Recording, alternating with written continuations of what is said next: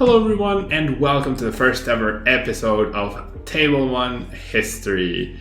I'm gonna take this space on Sundays, right? The Sunday videos will be me blurbing and talking about the history, documenting a little bit of the history that I have in the Pokemon TCG world all the way back to the year 2000. That's when I started. That's when I bought my first ever booster pack of Pokemon cards. I got a Neo Genesis pack and I pulled a foil Meganium out of it. I remember I was very excited. Like when I was a kid, obviously I still love Pokemon, but when I was a kid, like I would breathe and live and dream Pokemon 24/7. I was completely obsessed. I mean, hence me doing this full time. It was like the only thing I could think of. I played the video game 24/7, and when I saw that you could collect Pokemon cards, because I was big on collecting like sticker albums and things like that, I wanted them, right? And so I bought booster packs and I bought more and more cards, and then obviously I could see that they had text, so I was very curious about why they had text and how to play with them, right? Not just collecting them. And I bought a theme deck and I learned the rule book. I read the rule book rather. I probably read it like 20 times. I memorized every single little detail, and I was very excited to play with someone. But my parents were very busy, and my younger brother was like 5 or 6 years old at the time, so he wasn't able to play with me. And so I went into the internet, and there was this community called Pokemex, right, which is still active, and they're very much focused on Pokemon Go now only. Or Pokemon news in general, but they don't do anything TCG related. But back then they were like this big organization, big, like 20 people, where they hosted TCG tournaments and video game tournaments, right? Or that's like they had some forums, and that's where you went to find information about where to play Pokemon, right? So I remember I showed up with my first ever deck that had 30 water Pokemon and 30 water energies to the local league. Like I had never played in real life. I didn't like trainers, right? I would see like Professor Oak and I didn't want to discard my hand.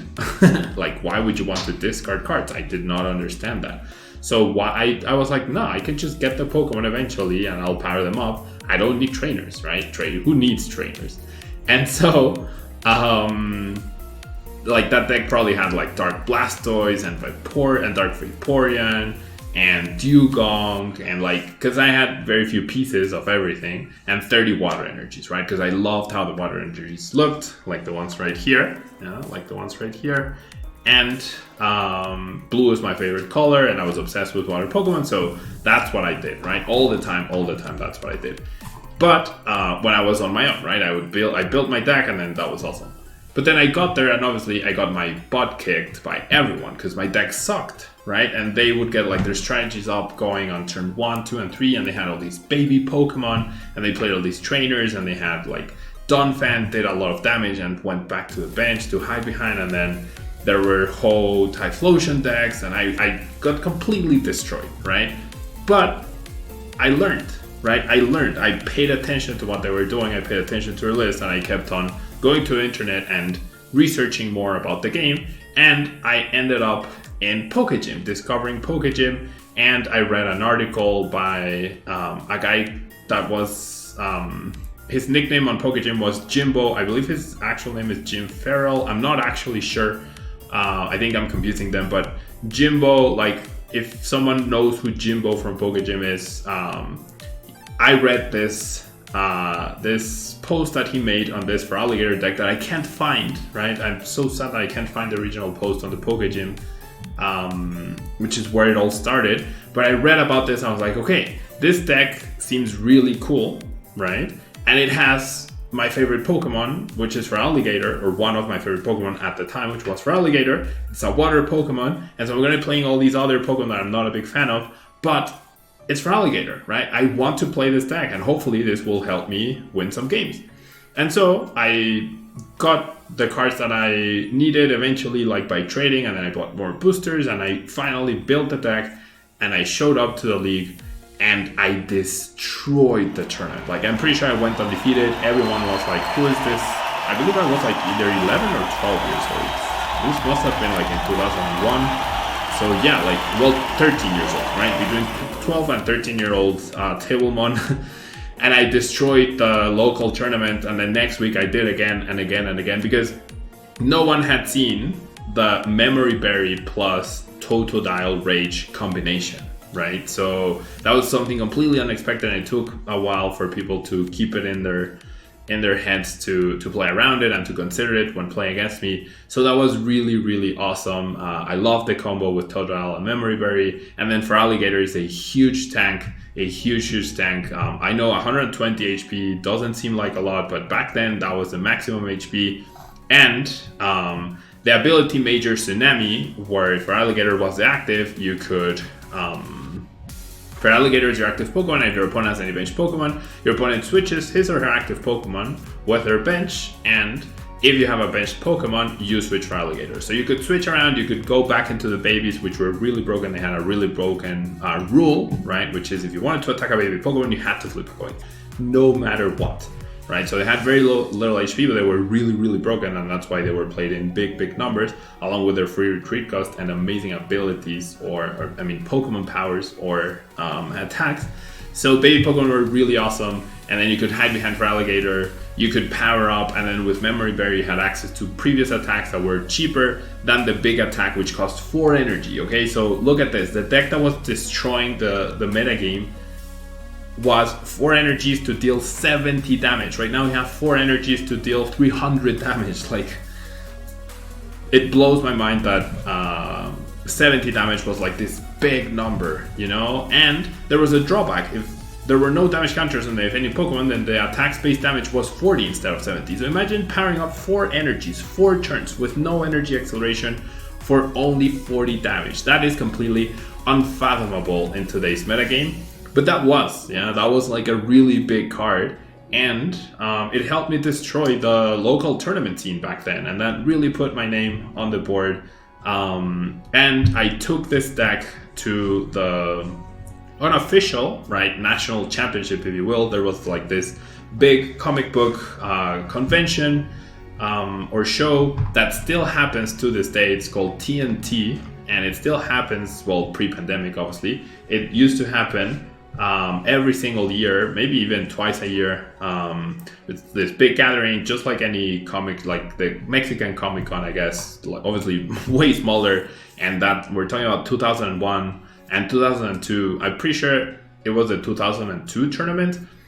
It was technically the unofficial Mexican national championship, if you will. I remember it was like 50-player tournament, and I got to the final, and I loved the final because of a technicality that, if you know Yves Roundtree, the Pokemon judge, he's been playing and active in Pokemon for longer than I have. We've known each other since then, and he made a wrong ruling that years later we confirmed. It's something that we like occasionally comes up, and it's just a funny moment. My FERALIGATR had a gold berry attached, and gold berry states that if the Pokemon that has the gold berry attached to it's a Pokemon tool, right? If it's attached to a Pokemon that has 4 damage counters or more, you get to discard the gold berry and you heal the 40 damage, right? So in the excitement of the finals, and I was about to win, I forgot to discard it in between turns. But then my turn started, I realized it, and I was like, oh, I should discard this and heal. And then my opponent called Yves and told him, well, he didn't discard in between turns, and Yves said that it was optional when it wasn't optional. Yeah, so that ended up costing me the final of the 2002 unofficial Pokemon TCG Mexican National Championship. It's something that I distinctly remember, which was like funny. I remember playing against Typhlosion Ninetales, I believe, was the final match. So I had the advantage, right? Water against fire, and it was like against this friend who doesn't play anymore, but he was like my rival at the time, right? Like he was just as good as I was, arguably better on some days. And we were the top 2 players, so it made sense that we were in the top 2 of the tournament. And I lost by that technicality, so that was a little frustrating. But yeah, I absolutely love this FERALIGATR card. I am definitely gonna make an effort to build this deck immediately after I finish this video, because I really want to have that memento of Tablemon History, right, somewhere in my Pokemon office. And I don't know, I'm excited to share this. This should be like a little bit shorter videos. I'll try to have an episode every single Sunday at our usual posting time, which is 7 a.m. Central. And if you want to get to know a little bit more about not just Tablemon, right? Because back then, right, in 2001, I wasn't Tablemon. I was still Pablo, Pablo Mesa, a baby Pablo Mesa. That just wanted to play Pokemon, right? But that's the very beginning of my Pokemon career. And I'm here 20 years later, in fact, still playing, still at the top, I hope. Qualifying, utilizing 50 different strategies. Now imagine, I just used 50 different strategies to qualify for the Players' Cup. Imagine in 20 years, how many different strategies have I played, right? I can't even think about it, yeah? But yeah, 20 years should give us a lot of Tablemon History episodes. I'm doing this as well, sort of like, this will be on the internet forever, right? So maybe when I have kids, I can show them this and I can tell them, look, you want to find out more about why your dad has all these cards laying about everywhere? Watch this episode, right? I don't know. I wanted to share this part with me. I feel like right now with nothing, competing and whatnot, it's a good time to bring different content to the table that I had in the pipeline. I just hadn't done it, but I hope you'll appreciate this. If it's not your thing, then you won't get a new standard gameplay on PTGO episode on Sundays, but I'm sure you'll manage with the double daily uploads and the thousands of videos on the channel. Thanks so much. Let me know what you think about this deck. Let me know if you had heard about this deck before, and let me know if you're excited about the next episode of Tablemon History. I'm going to try to cover everything from 2001 up to 2021. All right? Thanks so much for tuning in, and until the next episode.